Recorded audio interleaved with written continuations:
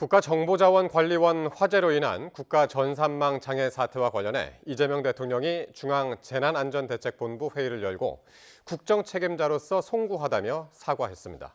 국가전산망의 이중 운영 체계가 없었다는 것이 이해가 되지 않는다면서 원점부터 철저히 조사하라고 당부했습니다. 취재기자 연결해서 자세히 알아보겠습니다. 홍민기 기자, 이 대통령의 중대본 회의 발언 자세히 전해주시죠. 네, 이재명 대통령은 국가정보자원관리원 화재 사태 사흘째일 오늘 오후 정부 서울청사에서 중앙재난안전대책본부 회의를 열었습니다.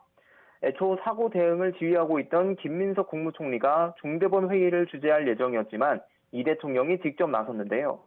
이 대통령은 먼저 이번 화재로 국민이 큰 불편과 불안을 겪고 있어 국정의 최고 책임자로서 송구하다고 사과했습니다. 하지만 곧바로 날선 지적이 이어졌는데요.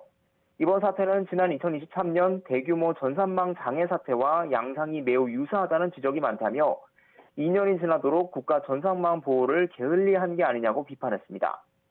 중요한 국가 전산망은 이중 운영 체계를 당연히 유지해야 하는데 아예 대비책이 없었던 것이 이해가 되지 않는다며 3시간은커녕 이틀이 다 되도록 복구가 되지 않고 있지 않느냐고 반문했습니다. 3년 전인 지난 2022년 당시 정부는 국가정보관리원 대전센터가 화재 등으로 한꺼번에 소실되면 3시간 안에 복구할 수 있다고 호언장담했는데 이를 질타한 겁니다. 이 대통령은 또 모든 부처가 나서 최소한 안전과 보안에 관한 부분은 문제가 없는지 밑바닥부터 점검하라고 김 총리에게 당부했습니다.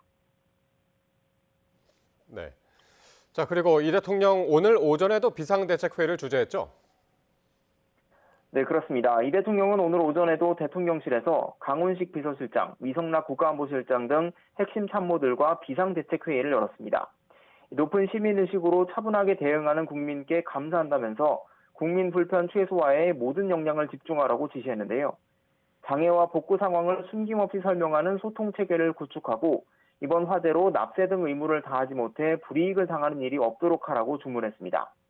강훈식 비서실장도 오늘 오후 별도로 회의를 열고 이 대통령의 지시를 이행할 구체적인 방안을 논의한 것으로 알려졌습니다. 지금까지 대통령실에서 YTN 홍민기입니다.